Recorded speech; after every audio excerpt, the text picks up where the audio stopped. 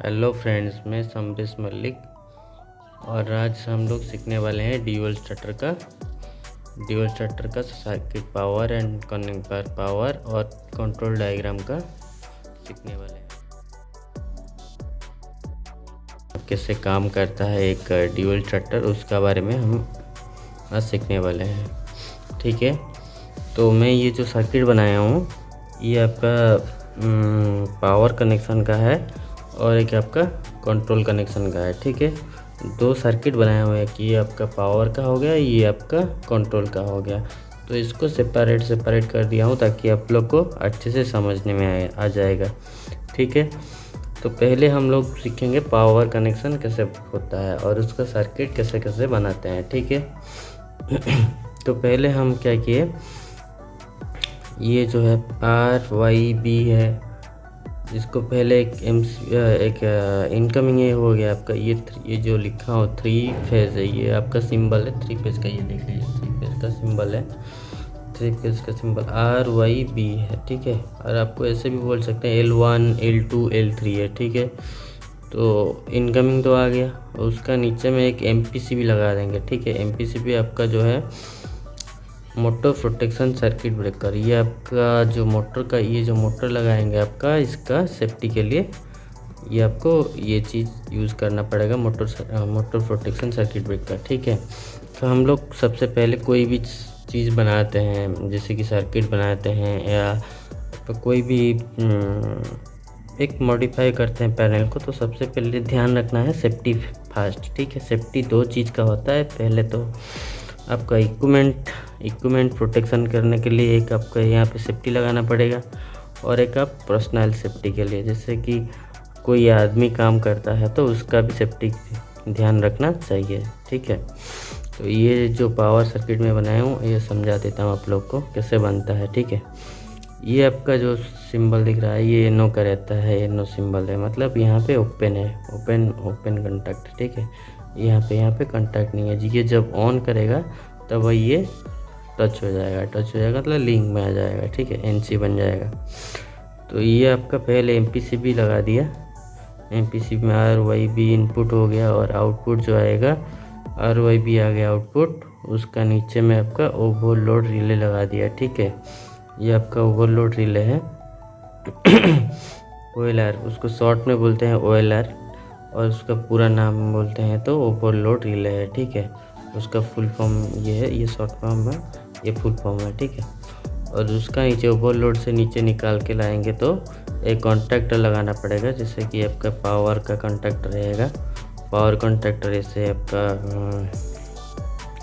Power contactor रहेगा 3 पोल का। ये आपका जो ये तो 3 पोल का हो गया, ये भी आपका कॉन्टैक्टर 3 पोल का रहेगा। कॉन्टैक्टर का ये पावर कर ले लिया आप। ये हाँ, ये याद रखिए जब कॉन्टैक्टर आप लगा रहे हैं ये पावर कॉन्टैक्टर यूज़ होगा। और इसका जो पावर कॉन्टैक्टर है ये आपका मोटर का रेटिंग का हिसाब से इसको लगाइएगा। आपका मोटर का कितना एम्पियर लेता है, ये आपका इसका जो मोटर का फुल लोड आपका कितना है, उसी हिसाब से ये कॉन्टैक्टर को लगाना है। ठीक है, तो ये मोटर का यहाँ से कॉन्टैक्टर से आउटपुट निकल गया, ये आपका मोटर में आ गया। ठीक है, मोटर में आ गया तो ये चालू हो जाएगा। पहले क्या करना है, इसको कनेक्शन जैसे जैसे मैं किया हूँ उस तरह से आपको कर देना है। और यहाँ पे आपको कैसे ऑपरेट होता है ये बोल देता हूँ। देखिए, पहले तो MCB का इनपुट है, इनपुट में आप केबल लगा दिए, फिर इनपुट MPCB का आउटपुट से केबल निकाल के ओवरलोड पे ले आइएगा। ओवरलोड से जो निकलेगा केबल वो आपका कॉन्टैक्टर का इनपुट में लग जाएगा, कॉन्टैक्टर का आउटपुट फिर निकलेगा आपका मोटर में चला जाएगा। ठीक है, तो इस तरह से ऑपरेट होता है। ये जब कॉन्टैक्टर को आप स्टार्ट करेंगे तो ये आपका मोटर ऑन में हो जाएगा, और ये ऑफ कर देंगे तो ये आपका मोटर घूमना बंद हो जाएगा। ठीक है, और अभी यहाँ पे मैं बनाया हूँ, ये देख लीजिए, ये आपका जो है ये डेल्टा सिंबल है, और ये आपका 3 फेज सिंबल है। 3 फेज जो RYB होता है, ये शॉर्ट में लिख देते हैं यहाँ पे 3, और ये फेज, ये आपका फेज का है। 3 फेज हो गया, ठीक है। ये 3 फेज का सिंबल है। अगर 3 फेज लिखना है इससे पहले 3 लिख दीजिए और फिर इसको लगा कर ये सिंबल लगा दीजिए, 3 फेज हो गया, ठीक है।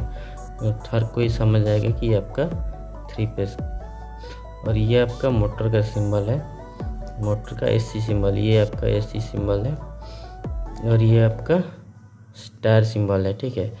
मोटर तो 2 तरह से कनेक्शन होता है, एक तो स्टार कनेक्शन, ये स्टार कनेक्शन हो गया, ये आपका डेल्टा कनेक्शन हो गया। आपका मोटर में 2 टाइप का कनेक्शन होता है, एक पहले आप डेल्टा कनेक्शन कर सकते हैं और या स्टार भी कनेक्शन कर सकते हैं, ठीक है। तो आप लोग अगर पावर अगर समझ गए तो ठीक है, तो अगर नहीं समझने आए तो आप कमेंट बॉक्स में जाके आप पूछ सकते हैं आपको क्या समस्या है। फिर हम लोग कंट्रोल पे आते हैं। कंट्रोल कनेक्शन कैसे करेंगे, यहाँ पे एक एमसीबी आप लगा दीजिएगा, एक एमसीबी लगा दीजिएगा ताकि ये कंट्रोल जो कनेक्शन करेंगे इसका, मैं बोला था आपका हर चीज़ में सेफ्टी एक ले लीजिएगा। सेफ्टी मोस्ट इम्पोर्टेंट इलेक्ट्रिकल के लिए, तो हर चीज़ के लिए प्रोटेक्शन लगाना ज़रूरी है, इक्विपमेंट का प्रोटेक्शन ज़रूरी है, ठीक है।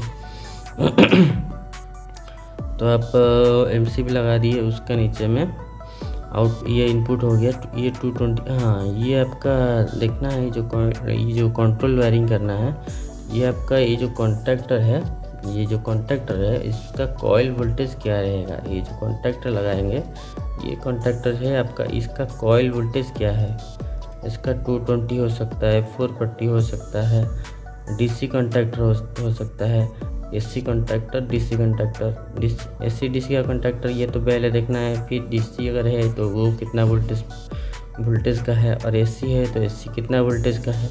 मैक्सिमम तो अगर ड्यूल स्टार्टर में यूज़ होता है आपका 220 यूज़ हो जाता है,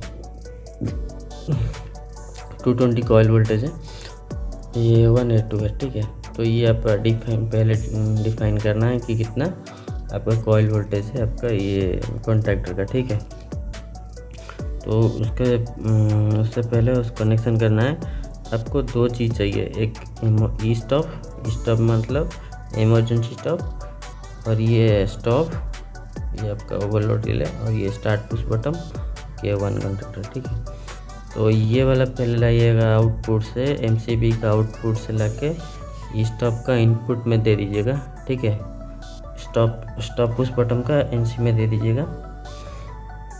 हाँ, ये याद रखिएगा, स्टॉप पुश बटन जितना भी होता है सारा का सारा एनसी कनेक्शन में होता है, एनसी कनेक्शन में होता है। और ये स्टार्ट पुश बटन होता है वो वाला आपको एनो कॉन्टैक्ट मिलेगा, ठीक है। ये स्टॉप लाइएगा, स्टॉप का ऊपर में लगा दिए, फिर स्टॉप का आउटपुट से निकाल के फिर एक नॉर्मल स्टॉप लगाइएगा।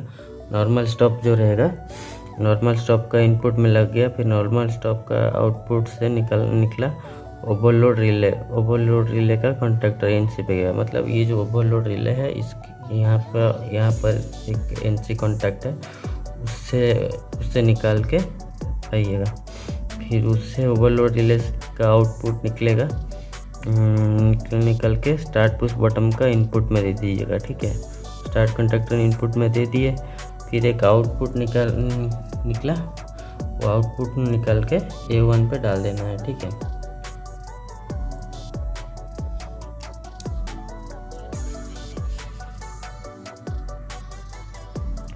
फिर आपका ये आ गया, आपका स्टॉप से निकाल दिया, ओवरलोड रिले में आ गया। ओवरलोड रिले से जो आएगा आपका स्टार्ट पुश बटन में लग गया, फिर इधर A1 पे लग गया कॉन्टैक्टर का जो K1, इसका नाम रख दिया हूँ K1 कॉन्टैक्टर है, इसका नाम रख दिया हूँ K1 कॉन्टैक्टर नेम है, ठीक है। और ये जो कॉन्टैक्टर में दिखेगा NONC 1314 होगा, ये 1314 इसका एक आप एडन ब्लॉक लगा दीजिए। अगर पावर सर्किट में क्या होता है ना, 3 पोल आप तो लिए हैं और इसका 3 पोल में आपका नहीं लग पाएगा, तो इसका ऊपर में एक एडन ब्लॉक एक लगा देंगे, एडन ब्लॉक एक लगा देंगे तो आपका ये जो कॉन्टैक्ट मिल जाएगा, नो कॉन्टैक्ट मिल जाएगा, ठीक है। तो ये तो लग गया। और ये जो आपका K1 है, K1 यानी कि ये वाला जो contactor main contactor on off का, तो इसका जो इसको तो होल्ड करके रखना है। जैसे कि एक बार स्टार्ट पुश बटन दबा दिए तो ये होल्ड करके रखना चाहिए ना, होल्ड करके रखेगा तब तो, नहीं तो आप तो पुश करके नहीं रख पाएंगे हमेशा। तो ये वाला क्या है ना, स्टार्ट पुश बटन वाला, एक बार दबा दिए तो ये आपका कंटिन्यूसली ये होल्ड होके रह जाए। तो इसी के लिए हम लोग क्या किए, एक सिस्टम बना लिए, यानी कि एक कंट्रोल वायरिंग कर लिए। ये जो K1 का ये होल्डिंग पॉइंट इसको बोलते हैं, ठीक है। मतलब एक बार इसको दबा दिए तो ये होल्ड होके रह जाएगा, ठीक है। होल्ड होके रह जाएगा तो आपको ये छोड़ देने से भी ये क्या होता है ना, ये पुश बटन ऐसा होता है कि इसको दबाएंगे तो उसी कंडीशन में ये NC होके रहेगा, और छोड़ देंगे तो फिर NO हो जाता है, ठीक है। तो हम इसीलिए इसको एक K1 कॉन्टैक्टर का NO पॉइंट ले लिए, ताकि इसको दबा के छोड़ देंगे तो ये होल्ड होके रह जाएगा, ठीक है। इसके लिए हम लोग इसको होल्डिंग पॉइंट इसको बोलते हैं और लैचिंग पॉइंट भी बोलते हैं, ठीक है दोस्तों। इसको हमेशा याद रखिएगा, ये जो लैचिंग पॉइंट है इसको प्रॉपरली अगर नहीं करेंगे तो इसको होल्ड होना नामुमकिन हो जाएगा, ठीक है। इसको ध्यान से करना है, ये जैसे कि मैं ड्राइंग बनाया हूँ उसी हिसाब से करना है, ठीक है। और यहाँ पे मैं उसका लिख दिया हूँ, MCB का फुल फॉर्म है। ये जो MCB है, MCB का फुल फॉर्म यही होता है, मिनिएचर सर्किट ब्रेकर है, ठीक है। और स्टॉप है, इमरजेंसी स्टॉप है। और ओवरलोड OLR का मतलब ओवरलोड रिले है, ठीक है। और NO का है नॉर्मल ओपन, NC का नॉर्मल क्लोज, यानी कि ये वाला है जो सिंबल बनाया हूँ, ये जो है ये इसको बोलते हैं NO, ठीक है। NO को नॉर्मल ओपन बोलते हैं, उसका फुल फॉर्म नॉर्मल ओपन, ठीक है। और NC का मतलब होता है नॉर्मल क्लोज, ठीक है। जैसे आप देखे होंगे गाँव, मतलब घर में आपका कोई भी बल्ब होता है, बल्ब को जब जलाते हैं, स्विच दबाते हैं, स्विच जब दबाते हैं वो NC कंडीशन हो जाता है, ताकि लाइट जलता है, ठीक है। जब लाइट को ऑफ कर देते हैं तो वो NO कंडीशन हो जाता है। लाइट जब बंद आप ऑफ करते हैं तो NO कंडीशन में रह जाता है, ठीक है। और जब जलाते हैं तब ये NC बन जाता है, ठीक है। ये हमेशा याद रखिएगा, पूरा जितना भी आप इंडस्ट्रियल वर्क करते हैं हमेशा यही दो चीज़ आपको ज़रूर मिलेगा, NO और NC। ये हर सर्किट में मिलेगा। और ये कंट्रोल वायरिंग जितना भी होता है ये मोस्ट इम्पोर्टेंट है, NO NC। ये हमेशा इसका क्या होता है ना, नया आदमी जब आते हैं NO NC सुन के हैं पूरा वो लोग समझ नहीं पाते हैं वो कैसे वर्क करता है, उसका बारे में तुम लोग ये याद ध्यान में रखो। बेसिक ये नॉलेज है। जैसे लाइट, घर का लाइट है, उसको ऑन करते हो तो NC कंडीशन बन जाता है, जब ऑफ करते हो तो वो नॉर्मल ओपन हो जाता है, ठीक है। ये वाला दिमाग में फंडामेंटल बैठा लो और देखिएगा, ये वाला पूरा आपको कंट्रोल समझने के लिए कोई भी दिक्कत नहीं आएगा, ठीक है। तो दोस्तों मेरा अगर ये वीडियो अगर अच्छा लगा तो लाइक और सब्सक्राइब कर दीजिएगा। और ये इसका फंडामेंटल देखिए, ये जब स्टार्ट आप दबाते हैं, पावर के बारे में बोलता हूँ, ये जो कंट्रोल का साथ है, जब आप स्टार्ट दबाते हो ये क्या होता है ना, ये जो कॉन्टैक्टर है K1 है, K1 यानी कि ये जो कॉन्टैक्टर बनाया हूँ, ये वाला यहाँ पे लिखा हूँ कॉन्टैक्टर, ये K1 कॉन्टैक्टर है, ठीक है। ये K1 जब आप इसको दबाते हैं, स्टार्ट दबाएंगे, तब ये कॉन्टैक्टर पिकअप हो जाएगा। पिकअप यानी कि ऑन हो जाएगा, ठीक है। ऑन हो जाएगा तो ये वाला क्या हो जाएगा, जो NO है वो NC बन जाएगा, ये भी NC बन जाएगा, ये भी NC बन जाएगा। वो एक ही साथ ये तीनों ऑपरेट हो जाता है, एक ही कॉन्टैक्टर के अंदर है, तो ये तीनों NC बन जाता है। NC बन जाता है तो ये स्टार्ट हो जाता है, ये मोटर आपका घूमने लगता है, ठीक है। और अब यहाँ से आप ऑफ करते हैं तो स्टॉप दबाते हैं तो ये वाला मोटर आपका बंद हो जाता है, ठीक है। और ये आपका स्टॉप और स्टॉप लगाने का मकसद यही है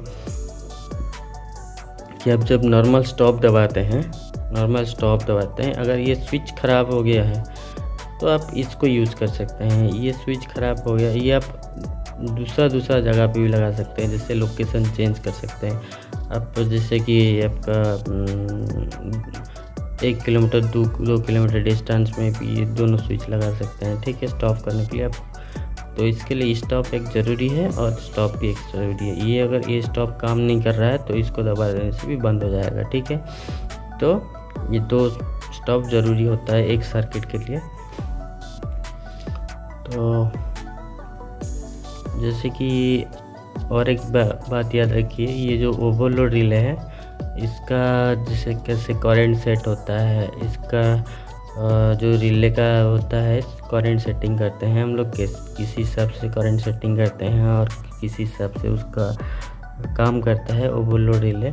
तो मैं आप लोग को नेक्स्ट वीडियो में आपको बताएंगे कि ये कैसे काम करता है और रिले सेट किस परसेंटेज में आप इसको सेट करते हैं। ठीक है दोस्तों, आज के लिए इतना। फिर मिलेंगे ये ओवरलोड रिले का जो कैसे क्या रिले सेट करते हैं बताएंगे नेक्स्ट वीडियो में। ठीक है, अगर आप लोग को ये वीडियो अच्छा लगा, अगर समझने में आया तो लाइक कर दीजिए और सब्सक्राइब कर दीजिए ताकि आप लोग के लिए और कुछ नया वीडियो मैं ला सकता हूँ। थैंक यू फ्रेंड्स मेरा वीडियो देखने के लिए।